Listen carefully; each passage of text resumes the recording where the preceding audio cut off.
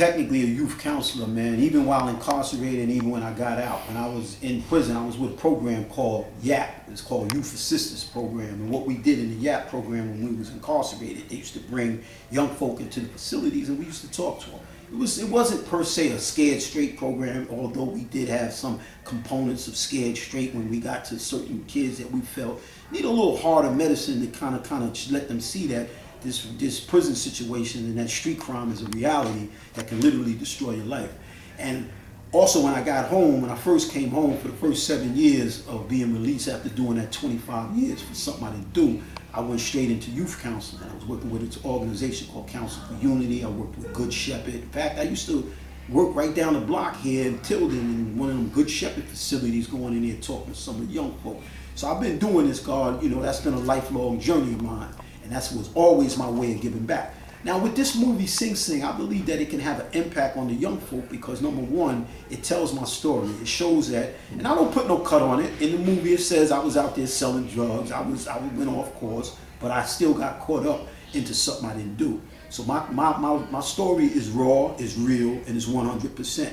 You can go out there and engage in certain type of activities and do something that seems small, but then that whole thing can flip on you. Next thing you know, you sitting up in here for something you didn't do and looking down the barrel of a 25-year to life sentence. So I just think that my story, my journey, and all of the situations I've been through can maybe inspire some of these young folks. I've had some successes when I was working for Council for Unity. I had some successes when I worked for, Good Shepherd and things of that nature. And I think, and I'm never going to stop coming back and giving back to the community. Even if I was to make it big in Hollywood or wherever, I don't know where this thing going to go, but I'm going to always be one who's going to come back to the neighborhood and try to build, because when the Lord gave us this mathematics, he gave it to us for an exclusive purpose, for us to build a nation, God. And that's what I'm going to always do. That's peace, God, that's peace.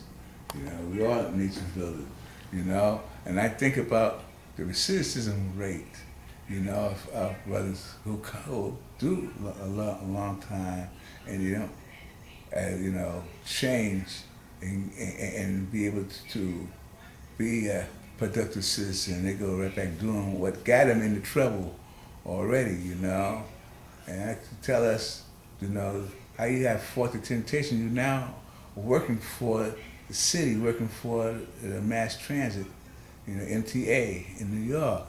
And a lot of people is probably thinking, well, how can a person with 25 years sentence work for the city? And it's possibly done. I tell you, it's really cream that rise to the top, And you let that be a stigma, to say you cannot do. You go ahead and show and improving, A lot of brothers at their time, more time or less time, whatever time, to one person is different from the next, but then also people become institutionalized. And I can imagine after 25 years, there's a whole lot of institutionalization that, you had to change, refine, as we say, So you had to go through a whole lot of power of the truth to refine yourself from habits, because life is, it's habitual. Some things are good and some things are bad. As we go on, we are creatures of habit. So, to give some people who are struggling now to fit into society and not go back to being incarcerated. You have anything to say toward that, God? Yeah, absolutely, God.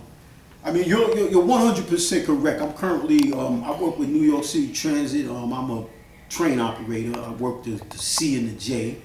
And acquiring that job, despite the fact, having a murder conviction, it's eye-shocking to some, but it's not really unpopular. You have a lot of individuals who work with transit that have convictions, because in New York State and other states, they have a law that prevents the discrimination against individuals who serve time.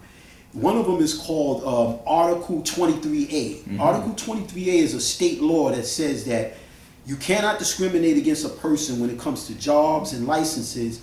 Only time you can discriminate is if, let's say if I got home and I had a history of robbing banks. You can't work in no bank. You're done. You're not working in the bank if you got a history of robbing banks. If you have any other crime that's not linked to the job, by law, they have to hire you. Now, Some agencies in New York City will discriminate, because when I first came home, I tried to get a job with ACS because my mission was always to try to give back to the kids. I tried to become a youth development specialist and they denied me the job. Obviously, for people who know me, I took them to court, court, and basically just recently I'm working on a settlement with ACS. I really was thinking about taking them to trial because I would love to make that a public record to show how much discrimination that they do. But I'm saying all this to say, never believe that you can't accomplish something. Do your research, analyze, inform yourself. Because I've heard a lot of our young folks says that, oh, nobody's going to hire me because I got a felony, or I was on the island, I did this. But that is not true. You have a right to work. And by them not hiring you, that's discrimination. You can actually sue them. They can be highly penalized for discriminating you on the basis of your criminal conviction. And another reason why I believe my life and my journey and my involvement with this mission to empower our young folk will have an impact is when I was in prison, I wrote 13 novels. And while incarcerated in Sing Sing, I was able to get 3 novels published, a short story and a play. So I'm probably one of the only prisoners in New York State that got 5 published works that was being sold on Amazon, Barnes and Nobles, and all major bookstores. And in the movie Sing Sing, you see a part when I do my little cameo, I'm signing an autograph of one of my books. It was a book I wrote called Money Grip. This book it did so well with the prison population. I mean, I had young folk coming up to me asking me for my autograph after they read the book, because they was fascinated to be in prison with a person who wrote a good book.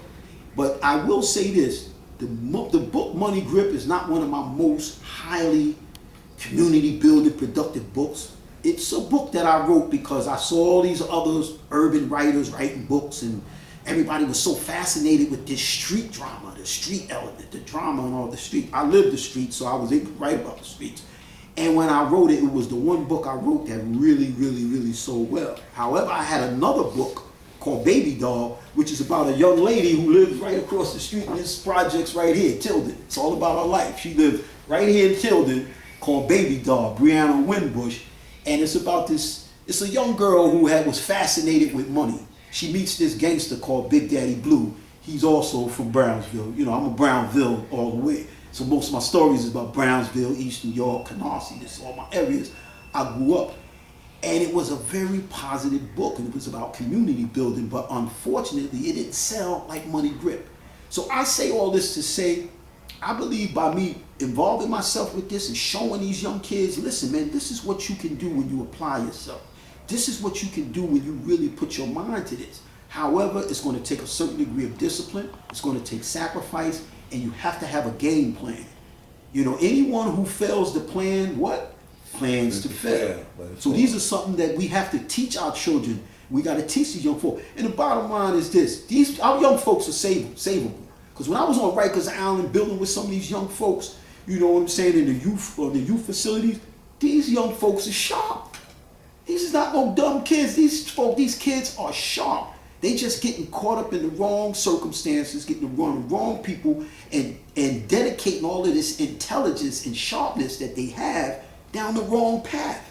All we got to do, I believe, is rechannel all that energy and put it on the right focus and on the right path, and we can see results. I'm an optimistic. I believe that when you think negative, you produce negative, because what you conceive, you achieve, or what you achieve, you can achieve, and whatever. However, if you think positive and you move positive, you can produce positive results. And we're going to be successful in this. Peace to the gods. Peace. That's great, God.